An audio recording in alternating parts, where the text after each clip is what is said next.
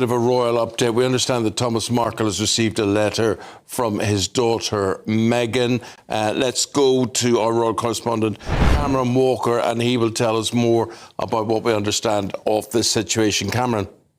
Morning, Eamon. Yeah, it's the most bizarre situation, to be honest. I've received a statement in the last half an hour or so from the Duchess's spokesperson. I'll just read it out. It says, given that the Daily Mail reporter has remained at her father's bedside throughout, broadcasting each interaction and breaching clear ethical boundaries, it has been exceedingly difficult for the Duchess to contact her father privately, despite her efforts over the past several days. With the support of reliable and trusted contacts, her correspondence is now safely in her hands. And I understand that means a letter has been handed from Meghan to Thomas Markle. So let's just rewind slightly here. Thomas Markle ended up in intensive care and had his leg amputated. And he texted a journalist who he has become friends with, really, over the last 8 years or so, after Meghan became very estranged from her father in a run-up to Harry and Meghan's wedding. Her father posed for paparazzi photographs for payments, a mistake, but Meghan essentially just kind of cut off her father there.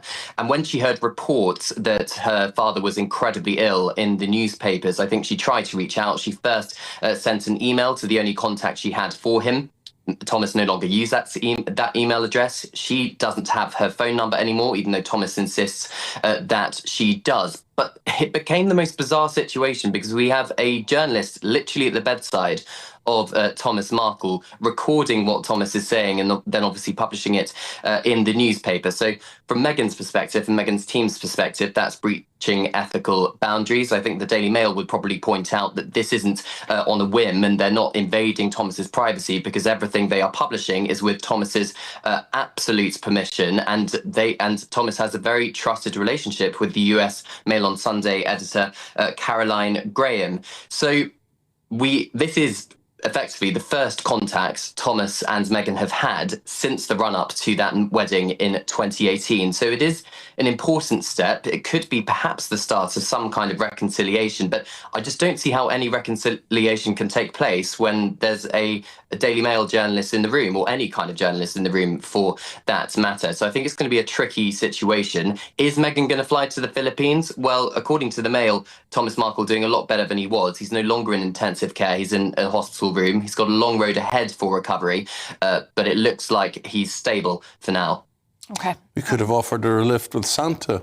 Breaking news. Meghan, the Duchess of Sussex, has just spoken through her spokesperson, and it's everything we've come to expect from her. Calm, precise, and absolutely shutting down the Daily Mail while protecting her family. The statement reads, given that a Daily Mail reporter, Caroline Graham, has remained at her father's bedside throughout, broadcasting each interaction and breaching clear ethical boundaries, it has been exceedingly difficult for the Duchess to contact, despite her efforts over the past several days. With the support of reliable and trusted contacts, her correspondence is now safely in his hands. Let's break this down, because Meghan's team didn't just issue a statement, they delivered a subtle, savage takedown. First, we have Caroline Graham, who has essentially transformed Thomas Markle Sr.'s hospital room into a live reality show. Every movement, every reaction, captured and broadcast as if the world's survival depended on it. Ethics? Clearly optional. Privacy? Who needs it when every click brings more outrage and more profit?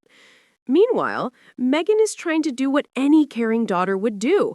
Reach out privately, contact her dad, and make sure he's supported during a vulnerable time. But the media circus has made that nearly impossible. Imagine trying to have a private, heartfelt moment with your father while someone is filming every single second for the world to see. That's not just annoying, that's harassment under the guise of journalism. The Daily Mail has taken what should be a family crisis and turned it into a spectacle. They're obsessed with capturing drama rather than considering the ethical implications of their actions. This isn't gossip about who wore what to a party. This is a man recovering from major surgery, and instead of focusing on his health, he's being paraded like a prop in a tabloid soap opera. Some of this may be fueled by his own complicated relationship with Meghan, but the media's overreach is staggering.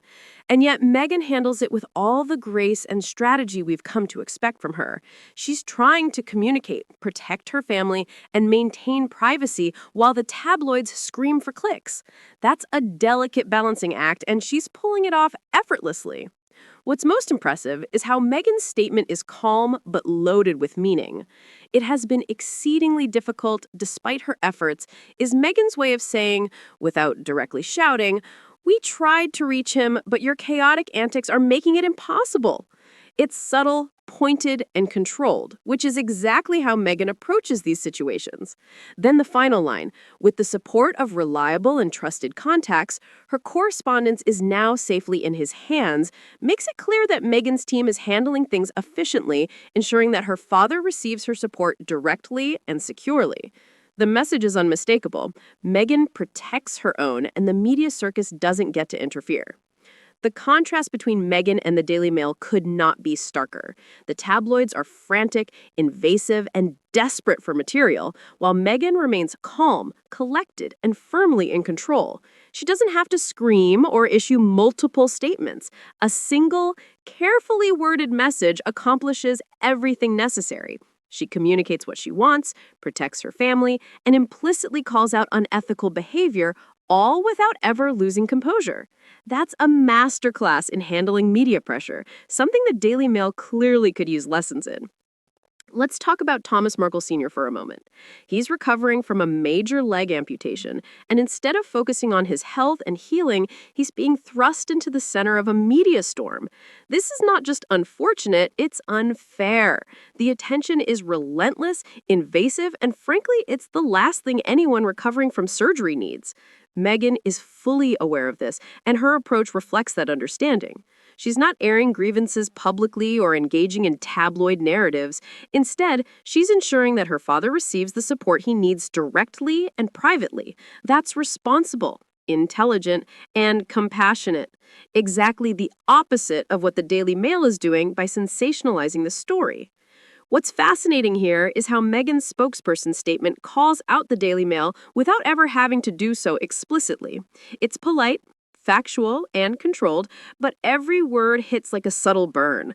The statement essentially says, the media is overstepping, privacy matters, and our family will handle our own affairs. There's no need for Meghan to rant, tweet, or post cryptic messages. Her actions and words speak louder than any tabloid headline ever could. It's a reminder that control, calmness, and strategic communication can achieve more than anger or sensationalism ever will. The public takeaway here is significant. Meghan is demonstrating the importance of protecting family, especially during vulnerable moments. She's also reinforcing that the media doesn't get to dictate the narrative, no matter how desperate they are for headlines. Ethics, boundaries, and respect for privacy still matter, even in the relentless world of British tabloids. By handling the situation quietly but effectively, Meghan is setting an example of how to navigate intense media pressure with dignity, intelligence, and grace. Meanwhile, the Daily Mail continues to spiral, desperately attempting to spin their presence at Thomas Markle Sr.'s bedside into a story, failing spectacularly. Their obsession with drama and clicks over compassion and ethics is obvious, and Meghan's team has made it clear that such behavior will not interfere with family matters. It's a bold, quiet statement that reinforces Meghan's reputation as someone who handles crises strategically, with patience and intelligence. One of the most impressive aspects of the situation is Meghan's ability to maintain control without engaging in public drama. She's not posting emotional statements or airing grievances on social media. She's not calling for public outrage or rallying support through sensationalism. Instead, she's calmly using trusted channels to ensure her father's well-being and communicate directly with him. It's understated, effective, and completely shuts down the narrative that the tabloids tried to create about her as a distant or uncaring daughter. The audacity of the Daily Mail and thinking they can control or exploit the situation is truly staggering. They've positioned themselves as the heroes in someone else's family crisis, completely ignoring the ethical boundaries they've crossed. And yet, Meghan doesn't even need to respond to them directly. Her spokesperson statement handles everything. It protects her family, asserts privacy, and subtly calls out unethical behavior. It's a textbook example of controlling the narrative without falling into the trap of public confrontation. This scenario also highlights Meghan's strategic thinking. Every word of the statement is purposeful, every action calculated, and every measure aimed at protecting her family while managing public perception. She's ensuring that her father receives her support, keeping the situation private, and allowing the tabloids to flounder through their actions. It's a power move delivered with subtlety, precision, and a level of class that few can match. Meghan Sussex doesn't need to argue, tweet, or give interviews. All she needed was a carefully crafted spokesperson statement, and suddenly the Daily Mail's antics are exposed for what they are: invasive, unethical, and desperate for attention. While the tabloids attempt to spin narratives and fuel drama, Meghan quietly handles her family matters, protects her father, and maintains control of the situation. Her calm, measured response is a reminder of her intelligence, her patience, and her ability to rise above the chaos. In the end, this is more than just a statement about a family situation. It's a demonstration of Meghan's strategic brilliance, her commitment to family, and her understanding of the media landscape. While others scream, invade, and sensationalize, Meghan handles things quietly, effectively, and with total control. She's protecting her father, asserting boundaries, and showing the world exactly how to deal with tabloid chaos with grace, intelligence, and a subtle but undeniable power.